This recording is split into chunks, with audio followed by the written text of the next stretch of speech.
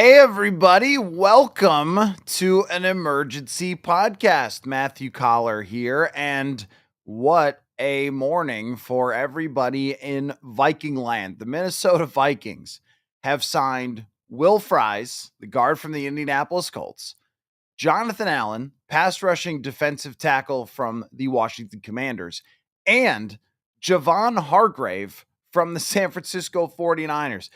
There was a time in the middle of the day, in the first day of free agency, where I think some folks said, "What's Quasey doing?" I saw the words "asleep at the wheel."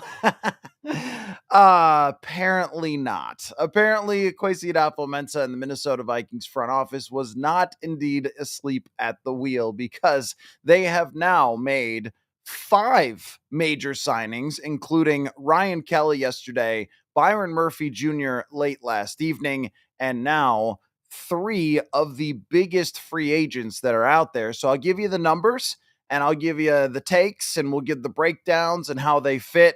But let me just say first that this is why you move on from Kirk Cousins. This is why you draft JJ McCarthy. And this is why you don't extend Sam Darnold and give him a big contract. This is also why you give Kevin O'Connell all the money this offseason, because that NFLPA survey where the Vikings rank number 2, and we reference it all the time and we go, yeah, the Vikings have this amazing reputation and they've got this great building and this great ownership and this coach that everybody wants to play for. And sometimes you go, okay, well, why don't you win something? Right. Okay, and I get it. But today is a day why you pay Kevin O'Connell to make sure he's your coach for a very long time, because the culture that they've created in Minnesota is one where Will Fries, Jonathan Allen, Javon Hargrave, where they want to be and the building they want to be in. And also, what it tells you is the Wilfs are not playing it cheap this offseason. After 14 wins last year, they understood that there were a lot of players leaving. They also understood that they could do better as far as a roster goes, but that was going to take some recruiting, and it was going to take some spending, and it was going to take having Sam Darnold not take up $41 million in cap space. And so now they can go crazy in free agency. And this money here, before we get into it, I'm just going to warn you, it's crazy. The money is crazy. They can afford it. They can do it. But all of these contracts are in the similar vein to other teams on the first day of free agency that put a lot of money on the table. Okay. And I think the Will Fries deal is pretty good. So why don't we start there? We'll start with Will Fries because he is the guard that was promised.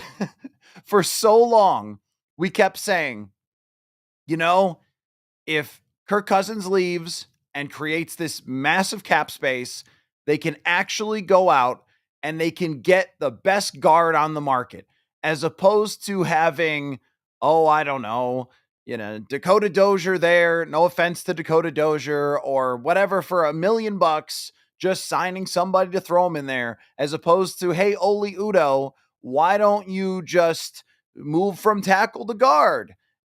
And why do they always have to do that? Because they didn't have a lot of cap space, because they had spent on Cousins, because they had spent on older players. And for so long, you just had to deal with the fact that one position, 2 positions, and so forth were just big and empty, and that defensive tackles were going to blast through your offensive line, and you just had to work around it for so long because there was no other choice other than to do that, because you couldn't go out and spend to get the best guard on the market. Well, the Vikings now, because JJ McCarthy is taking over as their quarterback, and he is making this year $5 million, while some quarterbacks in the NFL are making $60 million, $50 million. And what you do with that money is you overspend to get the best guard on the market, and you apologize to nobody. And I do think there were some players on day one that got way more than I would have expected. And now the Vikings have given out way more than I would have expected for at least 2 of these players. I don't have a price yet on Javon Hargrave, but we're going to go one by one. what it means, what the plan is. And I want to start with Will Fries. It is 5 years, $88 million for Will Fries, which is a lot. However, it is under $18 million. And yesterday, a guard who I think is not as good, Aaron Banks, got actually more than that. He ended up getting, was it 18, almost $19 million? I mean, that was, to me, that was the worst signing of the day, to give an extremely average guard almost $20 million a year. And for Will Fries, he comes in underneath $18 million, which is a good deal. And I think part of that, in comparison, it's a good deal in comparison. And also, even if you look at last year with a guy like Robert Hunt, who was just a pretty good guard, and he made about $20 million a year. So there were big overpays in starting even last year with the guards. And Fries being the top one on the market for under 18 is, in comparison, not a bad deal at all. Now, how good is Will Fries? So when somebody gets $88 million over 5 years, there will be really high expectations for him to come in and completely overhaul the offensive line. But I think that what we have to keep in mind as we go forward and they build out the rest of it, so they've got the center, Ryan Kelly, they've got Fries, they've got the two tackles, and now something will have to happen, I think, at left guard. I mean, if Blake Brandel still is there, I think he was okay last year. And when Darisaw was in, he was okay. But I think you're swinging even higher. You might be swinging for somebody like Gray Zabel. You might be swinging for Tyler Booker. You might be drafting somebody in the first round, or even still adding a Kevin Zeitler, a Tevin Jenkins. Like, the Vikings see what Chicago is doing. They see Chicago has got this arms race going for defensive line and offensive line. And today, this morning, they match them in that arms race. But Will Fries has been so far a rising player in his career and a quality player. But if we're setting the expectation that he's Steve Hutchinson, that to me would be too high. I don't think he's Randall McDaniel or Steve Hutchinson. We can't set the bar at that level, but he is the type of free agent that I've described as somebody who is 27 years old, can be here for a long time, and $17 million, especially if he elevates. Like, think about what happened last year with Blake Cashman. Think about what happened with Jonathan Grenard. Those were two players who were around the same age, and they were coming into their prime. And so, only being 27 years old, I don't believe he's even turned 27 yet, Will Fries has a chance to build with this offensive line and improve even and solidify the line. I think what he's not right now is a weak link in any way. Of course, they just paid almost $18 million. He shouldn't be a weak link, but I don't think you're going to be talking about someone who just steamrolls every player in front of him and runs over everybody, and the Vikings run for 6 yards a carry or something like that. You're more of talking about someone who is not a big, huge mistake waiting to happen, and his brings some size, physicality, and a more solid game. So I'll give you the numbers. Last year, he did not play much. So I know that some people have cited his PFF grade as being very, very high from last year, but he got hurt early in the year. So we can't really look at that. I mean, it's a factor that he played extremely well before he got hurt. And that's what I mean about him improving and him elevating. But we also can't say, yeah, he was like a top 3 guard last year. Again, we got to make sure that we're setting the bar in the right spot for this deal. So in 2023, when he did play a full season, Fries was the 29th best guard in the league and 25th in pass blocking. And both of those numbers, just to give you some comparisons to some other players, like Philadelphia's Cam Jurgens was 25th and Fries was 29th. So it kind of tells you, like, good enough. Like Elgton Jenkins, this is in 23. We know him from Green Bay. He's pretty good. He was 22nd. So you have this first tier of guards, and then Will Fries was in the second tier of guards. The Vikings have so often in recent years lived in the bottom tier of guards. And last year, Blake Brandel was more overall in the middle-ish, but still was one of the top players in terms of pressures allowed. last year. Brandel allowed the third most pressures in the entire NFL, and Brandel was 46th in terms of pass protection. So we're going up a tier from someone like Blake Brandel. Now, in terms of pass protection, Fry's numbers in 2023 and Dalton Reisner are kind of similar. Reisner last year was a little bit better, smaller sample size, but a little bit better.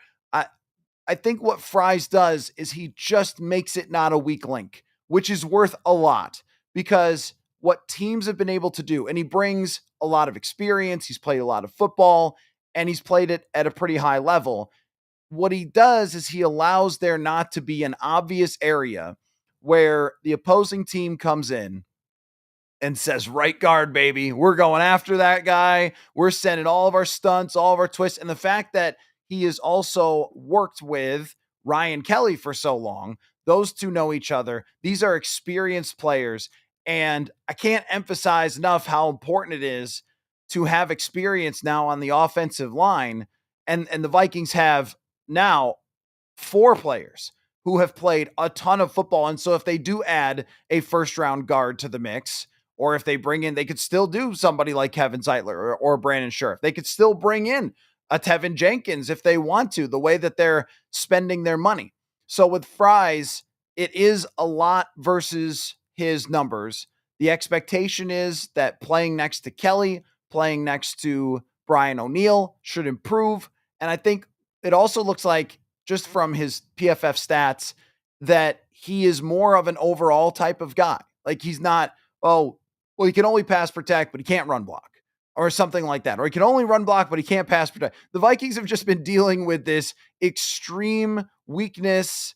This guy has this major shortcoming and things like that for such a long time. And last year's sample size was not like totally throw it out. I mean, it was 268 snaps where he was playing at a very high level last year. So we're talking about a guy who over the last 2 years has elevated his play and looks like he's on the rise. He's also 6'6", over 300 pounds, hasn't turned 27 yet.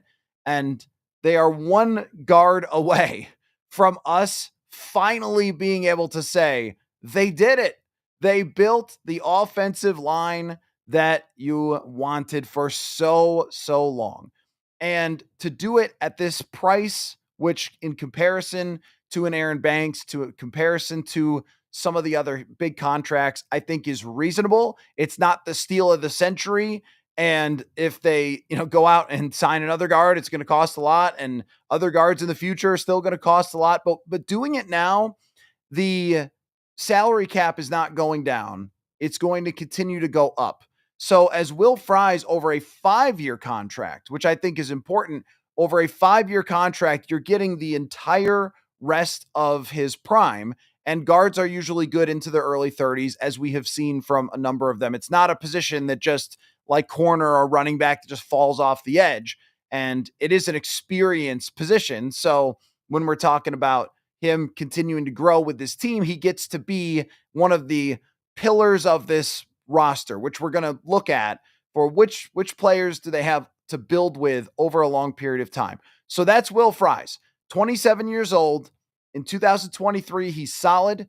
Early 2024, he's nothing short of outstanding, and he seems to be getting better. You could put him now with really good players at right tackle and center in between them. And now that entire side of the line from the center over is not only at very least quality, at least in the second tier of what they do. So I think Ryan Kelly is a second tier center. He's not the best center in the league, but he's a second tier center at this point in his career. Will Fries is a second tier guard, which means good things. Like, this is not the best guard in the league. And if you set that bar, then that's going to be unfair to Will Fries. But he's not third tier, fourth tier. He's not at the bottom. You're not constantly wondering, are they going to bench him? Are they going to replace him? And now there's an opportunity to sign one more player or draft one more player and look at that front and go, yeah, that's a difference maker. Not a liability, not something you're working around, not, well, you got to deal with this guy and you got to help that guy and this guy is getting attacked each week. No. They're one player away from Now your offensive line walks into the building in week one, and the other team goes, man, we're going to have a tough time getting to JJ McCarthy. And that's the key, right? It's the key to everything. And this is why we treated it like the light at the end of the tunnel for so long. Why we treated drafting the quarterback and bringing him into this situation, because now if they sign a left guard, you're talking about having, at very worst in the backfield, an Aaron Jones who's going to have better blocking and who had a good season last year, and then the best receiver in the world, another quality receiver who's proven himself, TJ Hawkinson back to full strength after last year being short a little bit, I think, with the ACL or being held back a little bit by the ACL recovery, and then getting Christian Darrisaw back. This is a very strong offensive setup now that Will Fries is in the mix. So let's get to Jonathan Allen, and we'll get your questions, comments, thoughts, and more reactions as we go forward. So I'm just going to start with Fries, but I'll circle back to the line and we'll look at the whole depth chart now after all these signings as we get through these couple that have been made. Jonathan Allen, defensive tackle for the Washington Commanders. This is one where 3 years, $20 million. I'm going to admit to you that if Jonathan Allen, and the guaranteed money is going to be important here, because we went through this last night with Byron Murphy Jr. When Byron Murphy Jr. signed and we were like $22 million a year, what? And then it came out, well, 35 guaranteed. Oh, well, that's actually pretty good. That's not more than Carlton Davis. That's not more, not by a lot, than the other corners. So we do need to make sure that we find out where Jonathan Allen's guaranteed money ranks. He is 30 years old. He is still, over the last 2 years, been a very effective pass rusher. He has not been, over the last 2 years, the same level of complete game wrecker that he used to be. When he was at his absolute best and he was destroying the Vikings in 2022, in that game, he was unbelievable and he was amazing that entire season. It has not gone the same way as it did in 2022 for Jonathan Allen over the last 2 years. And he was hurt last season. This is one that I will admit to you that if another team signed Jonathan Allen for 3 years and $60 million, I would have said, okay, they went crazy. That's too much. Maybe the Vikings shouldn't have done that. That's not a shrewd move. But the reason why you have the salary cap set up the way that it is, the reason that they moved on from all those players in 2023, coming off of the 13-win season, was to look 2 years down the road and go, that's when our cap will be fixed, and that's when we can make moves that are not shrewd but get the player we want. And that's what Jonathan Allen is. Now, at 30 years old, and I've mentioned him, Brandon Thorne, Trench Warfare. I read his stuff a lot. I look at the PFF stuff. I read Brandon Thorne, get a lot of different takes on offensive and defensive line. Brandon Thorne's take on Jonathan Allen was that he can still be a difference-making pass rusher. And I think that's all they're looking for here. And he still was last year, and he still was in 2023. It's just that as he was asked to play his full bevy of snaps that he did in his prime, that he was not as effective as he used to be. I don't think now, with the fact that they're bringing in Allen and Javon Hargrave, that they are going to ask Jonathan Allen to play 1,000 snaps. But if you look at the D-line now, with Jonathan Allen there, somebody who can get into the backfield, who still has first round caliber talent, who has been around, who has had great seasons in the NFL. This is another thing that's been missing for so long. See, the Vikings won 14 games last year by taping a lot of things together. We were talking about like, hey, Jalen Redmond looks pretty good. And hey, Blake Brandel is better than some of the guards of the past, because they were taking on still dead cap money from the Kirk Cousins era and from a lot of other players that they had signed to try to compete and to try to hold on while they were sliding down the slippery wall.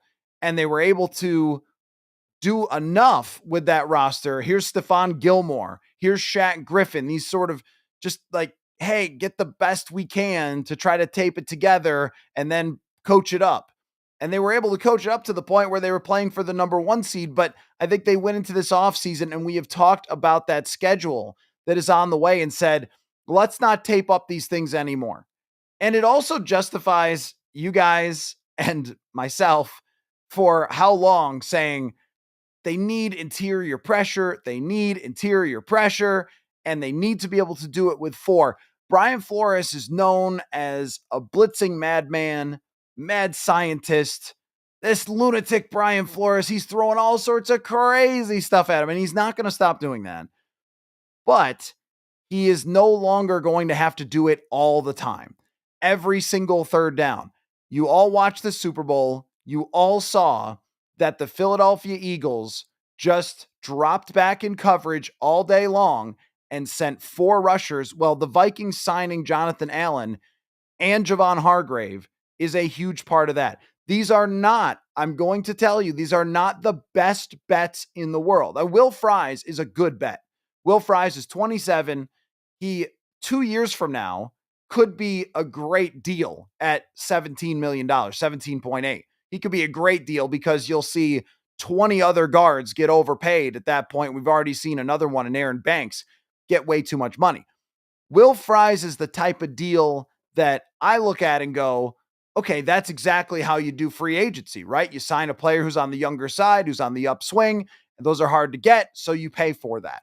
Jonathan Allen and Javon Hargrave are very much more of the ilk of you're a team that's ready to win and you're competing for the Super Bowl and you know how good your division is and you have to take some risks to try to get players who are going to be a lot better than if you didn't do anything. And when you have so much money, so last night I made a comparison of going to the mall and someone gives you a gift card of $200, but you don't go blow it all on a pair of gloves. Well, they kind of did. But you know what? Your hands are warm. And that's what they're doing here. They're going and getting a player in Jonathan Allen, who last year was banged up and only played 400 snaps. Now, he still had a good number of pressures. Think about this. This is a crazy stat. So let me pull this up just to show you how far off the Vikings have been in terms of interior pressure. If we look at last year, who got the pressures for the Vikings? Jonathan Grenard had 80. Andrew Van Ginkel had 49. Okay. And the next best had 31, and that was Jihad Ward. Jonathan Allen, who only played 400 something snaps, would have been the next best after that. And Jihad Ward played every game. So, like, we're talking about somebody who, I mean, Jerry Tillery had 17. Harrison Phillips had 15. They were not getting anything from the interior pressure. And now in a half a season, Jonathan Allen did more than that. Now, Javon Hargrave is a bet that I like. I'm interested to find out what Hargrave got because I have not seen that yet. And if you guys see a number, or I guess it's pending his release, so we probably won't get a number today with Javon Hargrave. He's a guy that has been good against the Vikings in the past. Now, last year he got hurt early in the season, and he had, I think it was a torn pec. So he missed almost the whole season, Javon Hargrave. And that is a red flag when someone is 32 years old. And so I think with both Jonathan Allen and Javon Hargrave, if you tell me, is it the most shrewd thing in the world? Is it the smartest, most analytical thing in the world to sign a 30-year-old player coming off an injury to $20 million a year, to sign a 32-year-old player?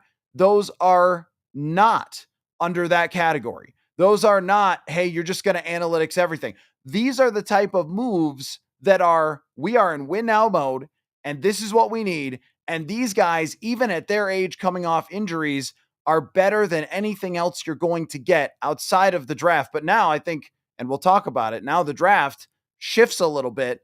They could still draft a defensive tackle, but after spending this much on Jonathan Allen and Javon Hargrave, then probably not. You're probably not going for a defensive tackle in the first round. You're probably looking at one maybe a little later or trying to develop someone like Levi Drake Rodriguez over a couple of years behind him. So these are not the most perfect bets because there is risk involved with older players.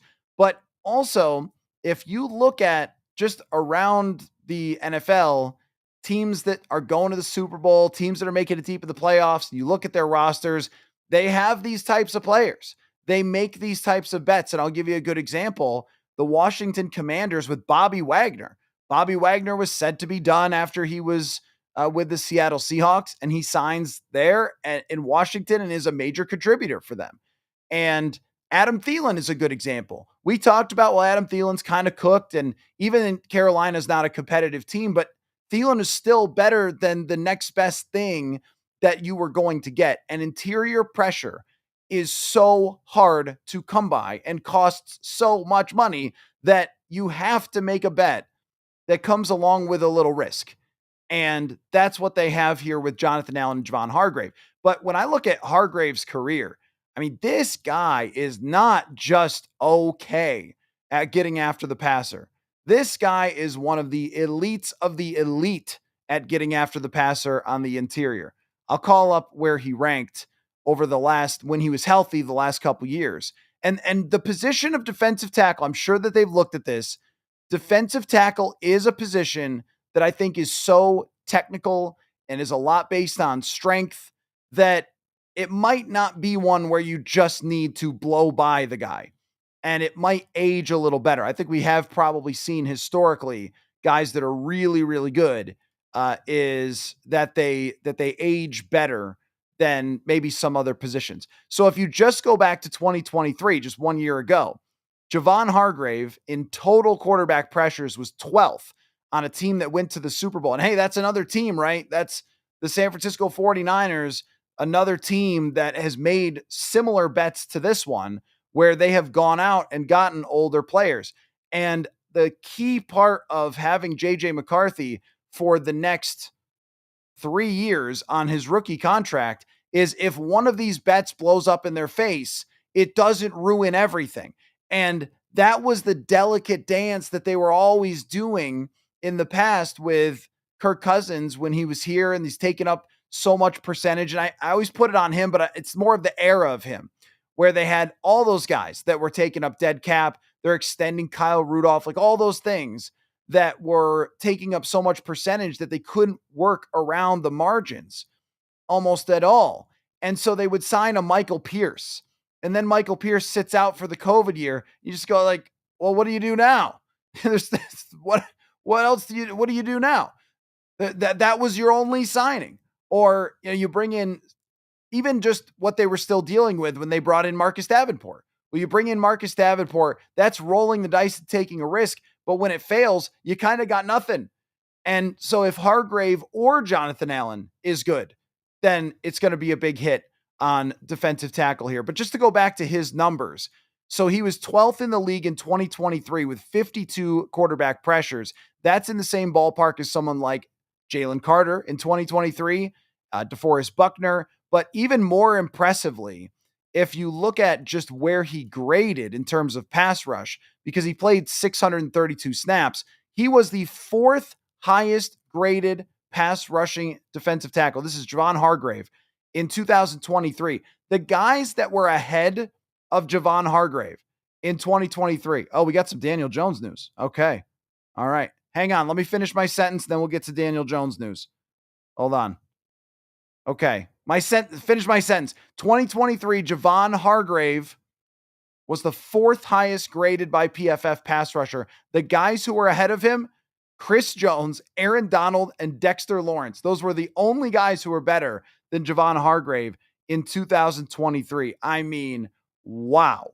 Right, so if he brings that, and then Jonathan Allen even brings the middle Jonathan Allen performance of the last couple of years, you are talking about a defensive line that now has Van Ginkel, Dallas Turner developing, two interior rushers who have consistently got after the quarterback at an elite level in their careers, that probably we could bring it down a notch from that, and it's still at a well above average level, which is where Jonathan Allen was last year. And then Jonathan Grenard at the outside linebacker who had 80 pressures last year. I mean, that is a nasty defensive line. The news on Daniel Jones, $14 million to sign with the Indianapolis Colts. $14 million says that he is not just a challenger to Anthony Richardson, that he is probably starting for the Indianapolis Colts. The Daniel Jones exit does not bother me at all. Daniel Jones, I didn't really love signing him in the first place, but it ended up meaning nothing that they signed him. He wasn't even active for any games, so I guess I thought they were going to throw him in as a backup, and I thought, what's the difference? But I looked at Daniel Jones as somebody who is not the next Sam Darnold, not the next great reclamation project, but a quarterback that's already on the broken side, and that, yeah, if you've got to play him, you're probably in a lot of trouble. You're probably missing the playoffs. You're not going to compete with the Lions. You're not going to compete with the Packers. No hard feelings, but I just looked at him like, this guy's never been good. And yes, we do have the comp pick. So very clever from the Minnesota Vikings. I think this will equate to a 6th-round pick, maybe a 6th round or maybe a 5th-round comp pick, but don't quote me on that because we won't know for a very, very long time what that's going to be. But to me, it was never a concern. As soon as Sam Darnold signed with the Seattle Seahawks, he's the starting quarterback. He's the guy. We don't talk about the backup anymore. The backup is a guy who's there to help JJ McCarthy. He's not there to compete with McCarthy. He's not of any concern aside from, yeah, I guess if he gets hurt, maybe that guy will keep you on the tracks. But to tell you the truth, if you only want that for like 4 games and there's a bunch of guys, because anything more than 4 games, you're screwed. So if it's Gardner Minshew, totally fine. 4 games of Gardner Minshew, 4 games of Mac Jones, 4 games of whoever the heck else, whatever. It doesn't matter. The backup quarterback's just not something I care about. What I care about is comp pick Super Bowl. Hey, they got to need him, right? They're going to need him. So, all right, there's your Daniel Jones news. And now we can talk about backup quarterback, but I don't really care. Whoever they get for a backup quarterback is fine. I'm sure Kevin O'Connell knows every quarterback, and we'll call one up and get one to come here, and it'll be all right. It doesn't matter. I know you love quarterbacks. It does not matter. This is JJ freaking McCarthy's show and JJ McCarthy's show only. And Daniel Jones going to the Colts means very little. In fact, $14 million, no way would I have wanted the Vikings to spend $14 million on a backup quarterback who I don't think is actually any good and really has never been any good except for when he played against Ed Donatel. So there you go. Is he on paper? Is he better than Mac Jones? Maybe a little. By skill set, he can run, but is he actually better statistically in any way? No. Or Gardner Minshew? No. So that's fine. Let's go back to defensive tackles, right?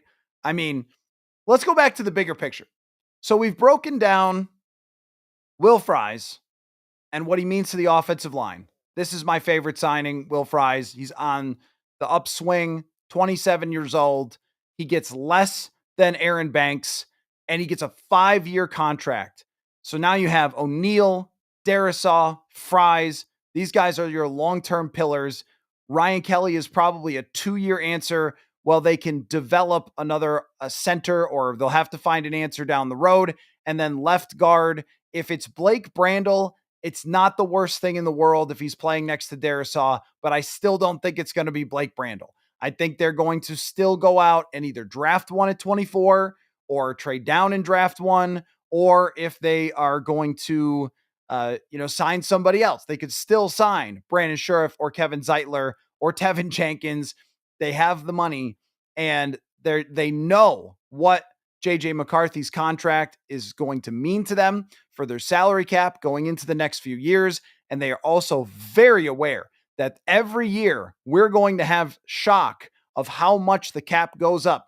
This year, there were so many people who went, oh my gosh, I can't believe how much the salary cap went up. Like, oh, it went all the way. It's like, did you not notice that you have to pay for Amazon now to watch the NFL? And did you not notice that Netflix has got football games like this? This is the trade off. Your team can now get great players, but you have to get a subscription to watch some NFL games. But this is going to keep happening. So the Will Fries deal in 2 years will probably look really, really good in the same way that the Jonathan Grenard deal looks really, really good today, as long as he stays healthy and as long as he continues on the upswing trajectory that he was on. But even if Will Fries ends up as the 25th best guard in the league, each team plays two of them. That puts you in the top third of the league as far as your guard situation at right guard. And that's worth it. That's worth this money. And because offensive lines are about your weak points, being able to plug a hole and say that's not going to be our weak point is also worth a lot of money. On the defensive side, let's take a look at just the defense overall and what they have now. So along the defensive line, so I saw some of you saying, "Oh, does this mean they get rid of Harrison Phillips?" It doesn't work that way anymore. Isn't that nice? It doesn't work that way anymore. The Vikings no longer have to say, "Well, we're trading for this is a throwback. We're trading for Yannick Ngakoue. Riley Reef, can you take a huge pay cut, or we're going to get rid of you?" I mean, it doesn't work that way anymore. Not when JJ McCarthy is making $5 million. The way it works is Harrison Phillips stays on the team and is a good football player. And now the interior is Harrison Phillips, Jonathan Allen, Javon Hargrave, as they will rotate, presumably. And you've got some developing players who are behind them. And on the outside, you have two tremendous edge rushers. One of them was a Pro Bowler, one of them was All Pro. And then you have a first round draft pick who flashed last year, but is likely to get even more opportunity this year with the fact that Patrick Jones left in free agency. At the linebacker position, they have one of the best linebackers in the NFL in Blake Cashman, and then Ivan Pace Jr. They can use depth there. They definitely need depth. When we go to the cornerback position, they got Isaiah Rodgers yesterday. Underrated move. That's the one we're going to forget. I mean, of course we're going to forget. What kind of day is this? We're going to forget Isaiah Rodgers, but he's going to play. I think he's going to play the same kind of role as Shaq Griffin, and his history is pretty good in terms of his numbers. Not some unbelievable shutdown guy, but again, it's about the weaknesses, right? So he gives them depth. He gives them not a huge weakness. They signed Byron Murphy last night to a deal worth $35 million guaranteed, 22 per year, which is a lot, but along the lines in terms of guarantees, very reasonable. So they've got a more solidified secondary. The next question to answer is at the safety position. Is Harrison Smith coming back? But I do wonder if now, I mean, Harrison Smith loves football. You all love football. Think about how much you love football. Harrison Smith loves football more than you. He loves football more than anybody on earth. If he wakes up this morning and he starts looking at his phone, he goes, "Who do we get? Wait, we got those guys? That's what our defense. Oh, Murphy's coming back? That's what our defense is going to look like?" I mean, he's got to start jogging again, right? Like Rocky, just get out there, start jogging, start getting ready again, play the music. I mean, I don't know Harrison Smith if he's going to retire or not, but I just wouldn't be surprised if Harrison is like, "All right, let's go," and decides to come back, and they pair him with Theo Jackson as opposed to Cam Bynum leaving for $15 million a year. This is also why. Okay, I'm seeing that the Giants signed Javon Holland, so that dream is gone. That was my favorite idea for the safety position. But even if they sign Harrison Smith back, and then they have Theo Jackson, who they gave the extension to, even if that's how it ends up going, and you have those two as your safeties, Josh Metellus is still here. You add one more corner to the mix and then draft whatever the hell you want. I mean, that is a thing here that we'll see what happens at left guard. They might end up going into the draft without another left guard, although we are very early when it comes to free agency. We are just, how many hours into this of free agency? But if Harrison Smith comes back, I mean, you're looking at a very solidified roster now, and the signings that they need to make will be all in terms of depth. It will be depth corners, depth linebackers, depth maybe to replace Patrick Jones, but this roster has taken a big step forward in retaining the things that made it excellent last year, that made it a 14-win team, but also fixing the problems. And I know that I've said this in the past, and yesterday was a good example of this, where it's like, I think this team, just in general, knows what they're doing. And that's quite an adjustment from the past. And it's not that the first version of Zimmer and Spielman, the 2014 through 2017 version, wasn't good, because they were. They made a lot of good moves. They brought in your Linval Josephs and so forth and created an excellent team that first time. But when they were dealing with desperation, and this is why it's important that your head coach has a long-term contract, and we'll see about the general manager. But whoa, man, if he's if he's not signing an extension, what a way to go out. This has been one heck of a free agency. So I guess we could talk about the bigger picture there, which is that last year when the Vikings signed or did not sign Kirk Cousins, but drafted JJ McCarthy. To me, that was the completion of the competitive rebuild. And now it was just the competitive part. It's just the go for it, take the big swing. You're playing for the Super Bowl from here on out. That was what I thought when JJ McCarthy was drafted and Kirk Cousins left. I'm sure I would love to go back and look at my video, my emergency podcast that I made right after that, because I probably said that. Like, this is it. This is the completion of the story. This is Kwesi Adolfo-Mensah's vision come to life, is drafting JJ McCarthy. And now everything is about going for it. Everything is about every offseason from here on out is trying to add as much talent, fill as much holes, recruit as many players, and chase the Super Bowl for real. And last year surprised us because nobody, including myself, I had them at 10 wins, and people were like, that's a lot. But it turned out to be, much more than that, right? It turned out to be 14. Nobody really had the Vikings as a team that could win 14 games, because when you looked at the roster, and Sam Darnold was the quarterback, that was part of it. But when you looked at the roster, you still found way too many holes. Like, they're just patchworking. Brandle's moving to guard. They didn't really get anybody else. And, Ingram was still struggling. They're patchworking. Well, you got to bring in at the last minute Stephon Gilmore at the last minute. It's patchworking. It's just kind of hoping that it stays together enough to compete for a playoff spot. And they did more than even they expected to win 14 games last year. But now we've reached the point where no longer are you the cute story that surprises everybody. In 2022, that was the case. That, look, the Vikings are winning all these last minute games. We didn't think they were going to be this good.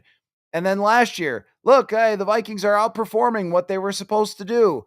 Their over-under was only 6.5. Isn't this a great story? Well, now you are done being the nice story, and now you are on to go compete for the Super Bowl for real. And I had a conversation the other night with Brian Murphy and Manny Hill, where we were talking about, like, what will the over-under be if the Vikings turn to JJ McCarthy? And I think we settled on maybe 8.5 at that moment, not knowing anything that was going to happen. But after this, and consider we are at 10 o'clock in the morning on the second day of free agency. Like, there's more that can happen. There's more that can happen. And I doubt that they spent all of their money so far. So, I mean, the way that they're going to structure these contracts, they worked around $70 million of dead cap just last year. So they're likely structuring these contracts to push them into the future when that cap goes up. That's why all these moving parts matter to the plan. But making moves like this is the signal that it's time to go. And that the idea when Kwesi Adolfo-Mensah got here was that at 2025, you'd be competing for a Super Bowl, they will go into this season competing for a Super Bowl. That's the goal. That's what you were aiming for. And signing players like Allen and Hargrave, those are we're going for it type of moves. And sometimes those moves don't work out, but making even multiples of those moves, Jonathan Allen and Javon Hargrave, I think helps them a little bit just to avoid, if one doesn't work out, then, maybe the other one does. But the point is just that this has taken a long time to get here. And there's been so many years that there's just been this constant, how do you escape the middle? How do you escape purgatory? And the one answer we kept going back to was the way to do it is to have the cap space to spend. And then we went into this free agency going, I don't know. I mean, there's some players, but can they really find the guys in a free agency that's being talked about as not that special to be able to be difference makers? Well, they went to their positions of weakness and they added the best players they could in Fries, Allen, and Hargrave. And this is why bringing back Byron Murphy, we can't nitpick on that price because they're in a mode of going for it. And you don't nitpick the prices when you're in that mode. I'll try to come up with some sort of metaphor for that. But when you are in the mode in pro sports of trying to take a shot at it, thinking, how do we get past that game against the Rams? What's going to be the difference? And what the difference is going to be is a solid offensive line that doesn't have any weaknesses, as opposed to, we played a good D line, game over. I mean, that's what it's been. How long has it been that way? How long has it been that way? With every time they go face a D line, and I'm doing the preview show for that week, and I go, I don't know, guys. That other team's got a pretty good defensive tackle. And then you get into the game and that defensive tackle game wrecks, or the other team is in the backfield all day. And then we go, the quarterback screwed up. And in some ways it was that way with Darnold. In some ways it was that way with Kirk. But what they're doing now is giving the best chance for JJ McCarthy to succeed. And I don't believe that they are done after this. That is an incredible job by the Minnesota Vikings franchise overall. And sometimes we like to give it to, hey, it's Kwesi or it's KOC or whatever. It's really just the leadership group of this team. And as far as Kwesi Adolfo-Mensah and his contract, maybe we'll see.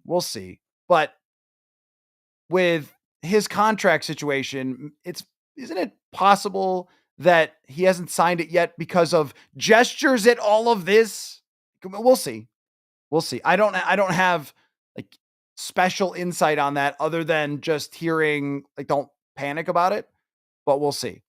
I mean, if they are changing general managers after this kind of offseason and this type of build, that would be insane. There's been a lot of people over the last couple of years who have kind of whispered or said, hey, what's Kwesi do over there? And that kind of thing. And I think that the fact that he has been a different type of hire from day one and taken a different type of approach to his job, and that KOC is so much more the guy in the limelight, it brings up those questions. But no matter what happens going here forward, this job that was done from day one, when they were in Screwed Town in 2022, they were in purgatory, stuck in the middle. How do you escape in 2022? And I thought this is hard because you have to get rid of all that in order to even start your rebuild. And instead of tearing it all down, the ownership group does not accept that, which in some ways I always give them credit for. Hey, you don't accept losing? Well, that's good. But I thought there's no way out unless they just tear it all down. And they didn't have to. And now they've reached this point where they're going to go into this year with the over-under. What's it going to be? 10.5? I mean, I think with an unproven quarterback, it still has to have some limitations, but the roster strength that they have, and this is the model that Kwesi Adolfo-Mensah studied and looked at for years when he was a researcher and an assistant GM, and he saw team after team after team go into free agency with cheap quarterback contracts and bring in players like Fries and Allen and Hargrave and keep players like Byron Murphy 3 years ago, Byron Murphy's gone, right? There's no way. And then we're all saying, if Byron Murphy went somewhere else, we'd be going up to $22 million a year. Don't need him. Don't need him for that, right? And that is a lot, but now they can do it because of the way they handled years ago, 2 years ago, especially. And the moment I'm going to go back to over and over and over and over again, and I have on this show, and I will continue to bring it up. How many teams win 13 games and then tear down all the older players off their roster? Very few. But they did that from 2022 to 2023. They let a lot of talent go out the door rather than trying to run it back after 13 wins, and they did not extend Kirk Cousins. And in that moment, they took the shot. And I remember saying, it must have been a bad preseason game or something. I don't remember what it was. And, the comment section saying, does Kwesi have any talent on this team and so forth? And I remember saying in 2023 at one point, this is the closest you've been to a Super Bowl since you walked off the field in 2019 against the San Francisco 49ers, because you could see the vision into the future. But just because you could see it doesn't mean that you can execute it. And these last 2 days, along with last year of drafting J.J. McCarthy, that's been the execution of the vision. An idea means nothing if you can't execute it. I think it's a great idea for me to dunk like LeBron, but you know what? I can't get up there. The idea was to find that quarterback in 2024 because it was a great draft class for quarterbacks. The idea was to go into this year and say, where were we the weakest? Throw money at it. And if the Vikings were trying to build a roster, this is important when it comes to Allen and Fries and Hargrave. If the Vikings were trying to build a roster by just signing free agents, and they thought, okay, well, let's see. Let's try to go get an elite edge rusher out of free agency. Let's go try to get an elite corner. Let's go try to get, that would be a very hard thing to do if they were trying to build up the whole roster. But they have put this together methodically over the years of one good signing here, one good signing there. Yes, Rick Spielman drafted Darisaw and Jefferson. You don't have to give him back if you didn't draft him. They've got the pillars in place to do something like this. That's my point. Last year, they grab Jonathan Grenard and they get their elite pass rusher. And so they've got a pillar over there. They've got Jefferson as a pillar. They've got Darisaw as a pillar. They've got these players that are ones that elevate you and could play in the games against the best teams. And the other team is saying, that's the guy that we've got to focus on. That's the guy we're terrified. Top 5 players at your position. You need as many as those as you can get, but you also need other players who are above average at their position across the roster. My joke for how long has been the model to win the Super Bowl is to have everything. And the Vikings are not quite there yet after today, but they are close to there. I want to talk about the draft because we don't know still what they're going to do in free agency. Again, day 2, morning. I am told, sources tell me that Jonathan Allen, it's just Vikings PR, that Jonathan Allen is going to have his press conference today in the afternoon. So I will be there and maybe record a podcast out there with somebody, do a little reaction. But let's talk about the draft for a second now that the Vikings have done this. And if you're just joining, welcome in, everybody, to NFL free agency. You are the darlings again. Last year, they were at the front of the line in signing Grenard and Van Ginkel and Cashman, and those signings worked out great. And then here they are at the front of the line again, bringing back Byron Murphy, the most expensive corner, adding Will Fries to what I think is a good contract over 5 years, and then 2 defensive tackles to get after the passer. This is the first time, before I get to the draft, let's just take a second. This is the first time that they have had, since I've covered the team, a guard of like this. So Alex Boone, they signed in 2016. It was okay as a signing. Then he got cut the next year. But a guard who is going to be solidified in that position for a long time. And then a center who's a top-notch pass blocker. I mean, they've had Bradbury for so long. Pat Elflein wasn't really a pass blocker either. So now to have that, wow, good players on the interior offensive line. It's been never for me. For you guys who have followed this team forever, you could talk about Randall McDaniel, you could talk about Steve Hutchinson, and I don't want to set that bar for Fries, but it's been a long time. What, '09? They're a difference making offensive line. '09? Is that the last time that you would say that happened? I mean, I think their line was pretty good in the year that they were bad, which was 13, I think. But it's been a very, very long time since they had a good offensive line, and now you have a chance. And Alex Boone is a friend of mine, by the way. But I think we all understand that was a 1 year signing that long term didn't work out. I think Alex knows that. But the point just being that they haven't done this. Josh Klein was brought in. That was a pretty good signing for about a half a year, but that was kind of a short term thing and didn't really work out. They haven't brought in somebody who is proven and also is in their prime and can be here for a long time. Yeah, '09 I think is the last line where you went, okay, wow. Last year, midway through the season, I thought it was doing well, but I you know, I think it fell off without Darisaw long term. Oh, I can tell some people are new to the show when they're critiquing the Diet Dr. P. Let's open one. Let's open another one this morning. I've already had one. Let's get another one, and then we'll talk about the draft. Diet Dr. Pepper is always part of the Purple Insider show, though I have not gotten it sponsored yet. In the draft now, I think what they can do is whatever they want, because you're not panicking at defensive tackle when you have these two guys. I would say it's probably off the list, though. Defensive tackle is likely off the list, but even if they did it, even if they drafted Derek Harmon with the 24th overall pick, who's mad? Look at how the Super Bowl was won. Look at what Tampa Bay did to Kansas City a couple years ago. You're now in a position where you can overload the positions that are winning in the NFL, and defensive tackle is one of them. And it's always an answer, because I think the Vikings went into this offseason and said, how are we competing for the Super Bowl for real? Not how are we overachieving, not how are we just making the playoffs.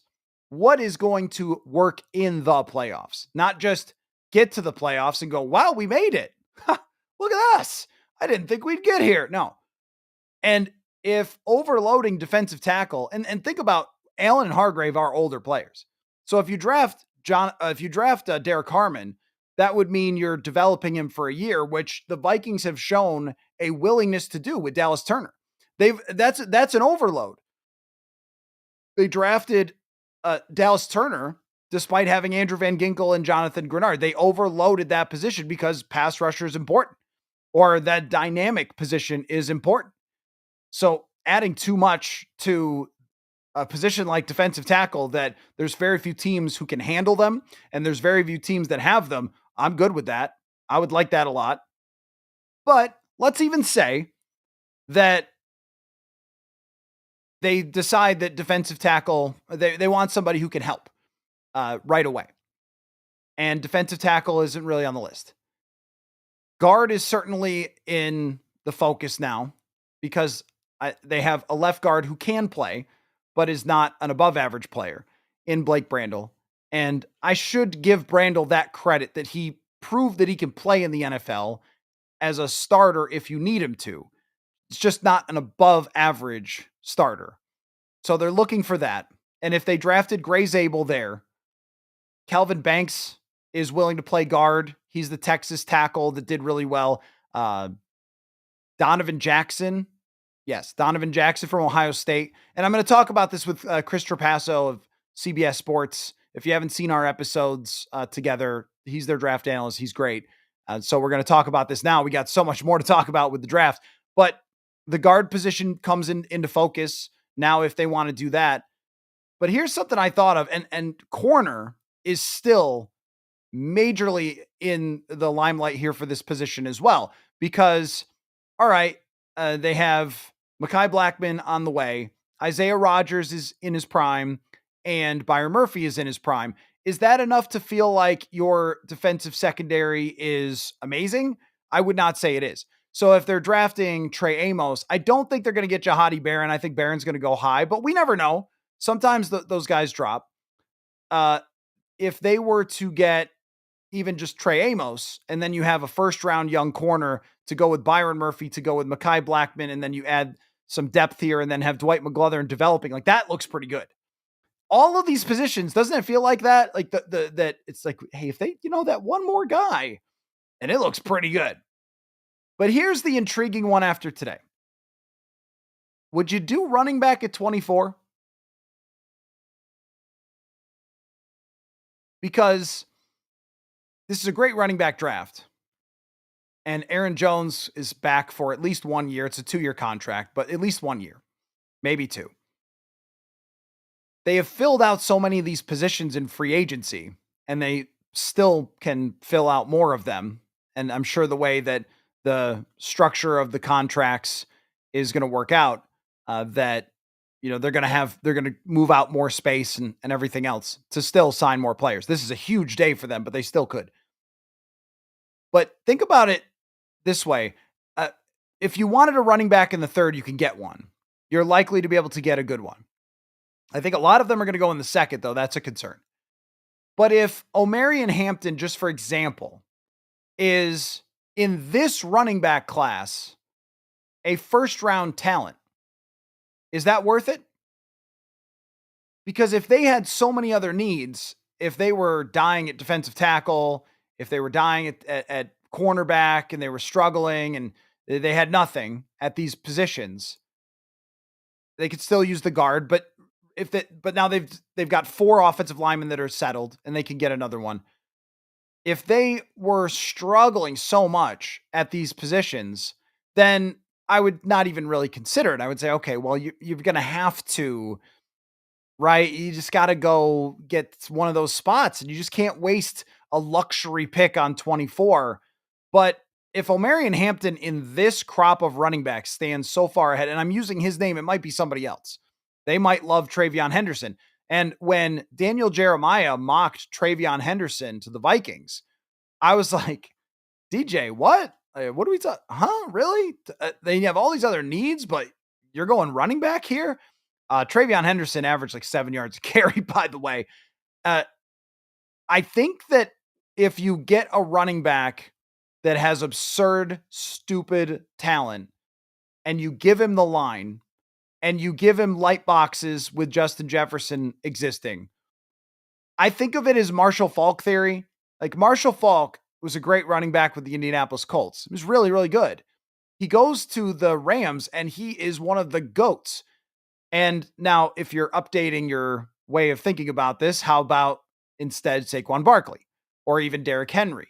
In 2023, Saquon Barkley and Derrick Henry got $10 or $12 million contracts because neither one of them played that great the previous season with bad teams.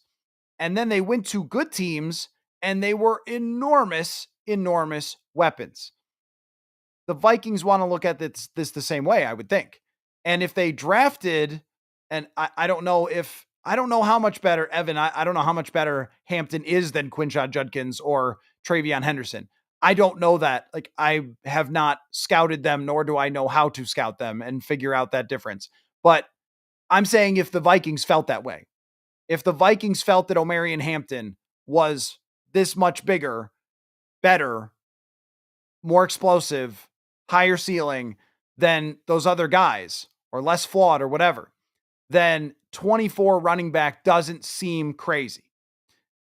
If you pair a rookie running back with Aaron Jones and you have the split be something like 150-150 for next year, and then going forward, you have a running back on his rookie contract who can be a difference maker, and your offense is Jefferson, Addison, Hawkinson, Darisaw, O'Neal, solid interior line, and freak in the backfield.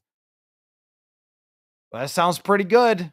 I like Travion Henderson a lot. Shadow Wolf mentions his ability to catch the ball. I like that a lot. Yep. Tom Pelissero, we got a update here. Let me read you from Tom Pelissero on Daniel Jones. So if you missed that, Daniel Jones is a Colt. Tom Pelissero reports that the Vikings tried to retain Daniel Jones, but when it became apparent that he was not convinced about returning, Minnesota told him they were moving on. Jones accepted the 1-year offer. So it sounds like money, I would guess, is what that means. That, Daniel Jones probably looked at his market and said, hey, if Justin Fields can get that much, I'm going to go elsewhere. So there's your update that the Vikings were interested in Daniel Jones. The way that that's phrased to me says that Daniel Jones, it says he wasn't convinced. I think it wasn't convinced money wise or wasn't convinced that he would have any chance to compete. So I don't blame Daniel Jones for that. He has no chance to compete. JJ McCarthy is your guy going forward. And any backup who shows up here is going to be the backup quarterback. Actually, a guy that I really like for this is Marcus Mariota. I've always liked Mariota, but I think what he did with last year with Jaden Daniels, there was a really cool clip. And this is what's important. The character and the person is really important for this job. So I don't know. That might keep Mac Jones from being that guy. He was the backup in Jacksonville last year. But what I really liked about Marcus Mariota, so there was a play at the end of the year, and I forget which game it was. Washington played all those crazy games where they had to win on the last moment and all that sort of stuff. And so there was a moment where Jaden Daniels had been running all over the place, making crazy plays, and the guy was completely gassed. And he's sort of down on one knee, trying to just catch his breath. And Marcus Mariota walks over to him and kind of picks him up and says, hey, you got to breathe, stand up, get that air in you kind of thing. I guess runners will tell you this. I don't know if it's a myth or not, that like it's better to stand up and try to get all your air in, that kind of thing. So, and I know Mariota's not good. It's not the point. It's not the point that he's not good. It's the point about what kind of backup are you going to be? No one's good. No backup is good. Of course not. If they were good, they would be starters. Daniel Jones just got a job to compete. Are you serious? Of course he's not good. But even when Marcus Mariota was with the Raiders, he had a couple games where I think it was Derek Carr got hurt and Mariota came in and he played well. And that's what you're really looking for, is that if JJ McCarthy were to get hurt, then, you could have somebody else come in and play for 4 games and win 2 of them. That's what you're always looking for as a backup. But for the most part, you're looking for character. This is why I always implore you guys to respect someone like Nick Mullins, who's now a Jaguar. There's a reason why coaches love this guy, even though he's not going to win you a lot of games if he gets in, because the character matters. Those quarterbacks spend every day together. So think about it as a coworker for your quarterback. For your guy, for the most important person in this entire organization going forward, it's JJ McCarthy and JJ McCarthy only. The Vikings will win or not based on his success, right? I want a good coworker for that guy. And that's why they like Daniel Jones. High intelligence, high character. That's what they want. So the backup situation, who they bring in, I saw Jameis Winston's there. No. Hard pass.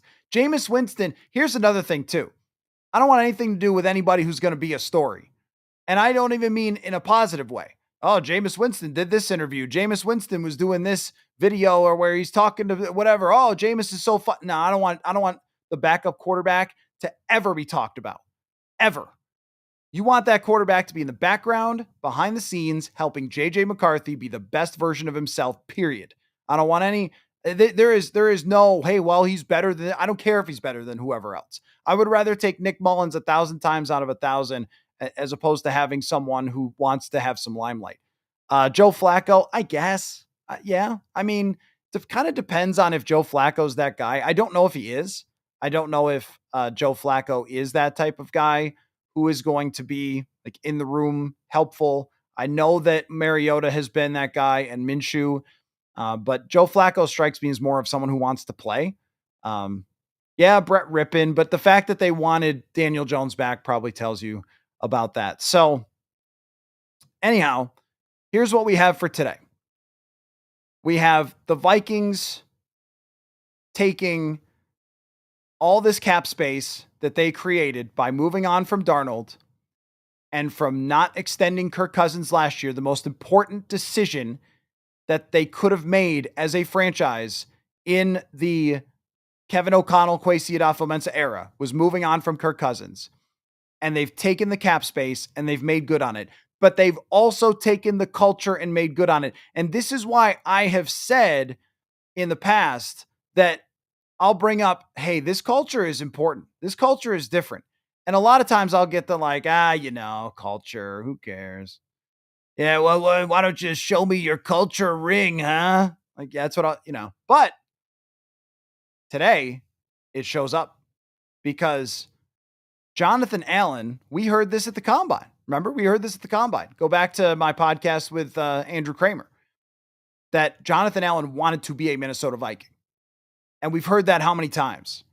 Jonathan Grenard last year wanted to be a Minnesota Viking. JJ McCarthy, when he was drafted, he was not blowing smoke. He wanted to be drafted by the Vikings. That's Kevin O'Connell. That's Kwesi Adolfo-Mensah. That's the leadership that they have built this high functioning franchise that is where every player wants to be. And today, here you are. Will Fries is not Steve Hutchinson, and Jonathan Allen and Javon Hargrave are not in their primes, but these players can take weaknesses and turn them into solid to very good. And with the strengths that they have on the rest of the roster, if JJ McCarthy can play football, he's going to have the best situation in the world to go compete with the Lions roster and the Eagles roster. And you're not going to go into games this year, and there's a lot to do still, but you're not going to go into games this year saying, well, they're going to need a lot to go right because they got to better this and they got to better that. If this roster is healthy and if some of these risks come through, and that's important, that these are risks with Jonathan Allen and Javon Hargrave. They are risks. And if they come through, then the Vikings will have one of the best D lines in the league. They will have one of the better offensive lines in the league. They will have one of the best wide receiving situations. And I agree with some of you that have mentioned Cooper Kupp. Why not? Where you're at right now, yes, why not? If Cooper Kupp wants to, he might want to chase a championship instead of going to New England. Yeah, yes. Tyler Lockett, yes. All these guys, remember the 17 Eagles. Remember that 17 Eagles team? I know you don't want to, but they had Torrey Smith and they had Elshon Jeffrey and they had Patrick Robinson, the corner, who I think got the interception against Case Keenum. Those were all veteran guys who they brought in and just like, we're going to fill out this roster around Carson Wentz's contract with guys that maybe aren't still in their prime, but man, they can still play football in the NFL. That's what the Vikings are looking to do now. So they're not going to go into these games with rosters where you go, they better recover a fumble. They better get an interception. They better something like that because they're not going to outplay that team with their roster. Now I think they have a chance to match up roster for roster with some of the best teams in the league. So that's your live reaction. Of course, you guys know I could just keep talking about this forever because it's so interesting the way that they've built this roster. But I'm going to have a press conference to cover this afternoon with Jonathan Allen. So I will be talking about that. And I am hoping to record a podcast maybe out there with someone. Dane Mizutani is always my first round pick from the Pioneer Press. He was on yesterday if you missed some of the reaction there. So big picture is that the Vikings organization as a whole, under the leadership of Kwesi Adolfo-Mensah and Kevin O'Connell, have done what you asked them to do when they got hired, which was stay relevant as they rebuilt and then get to a point where we can say going into a season, the expectation is competing in the playoffs with the best teams in the NFL. And with these moves today, here you are. Here you are. This is a huge moment for them to have reached a new plateau, and there's more that is probably on the way. So keep an eye out for that Chris Trapasso draft show. He's going to break down what this all means to the draft in depth. Any other breaking news, there will be more emergency podcasts. No reason not to go live later on tonight, probably. I mean, it's free agency, so there will be more moves, more changes, more things going on around the NFL for us to talk about. So I was thrilled to run down here to the studio and jump right in and start talking about this because so many years it was, well, look, I mean, they can't spend on day one. They don't have the cap space.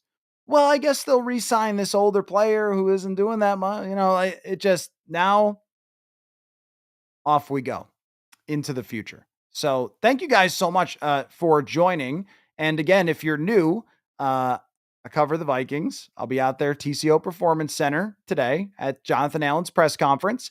And purpleinsider.football is the place to sign up for my written work, daily newsletter there, breakdown of all of yesterday over at purpleinsider.football. And make sure you turn on the notifications because when news happens, I don't have other hobbies. So I'm right here to talk about it with you guys.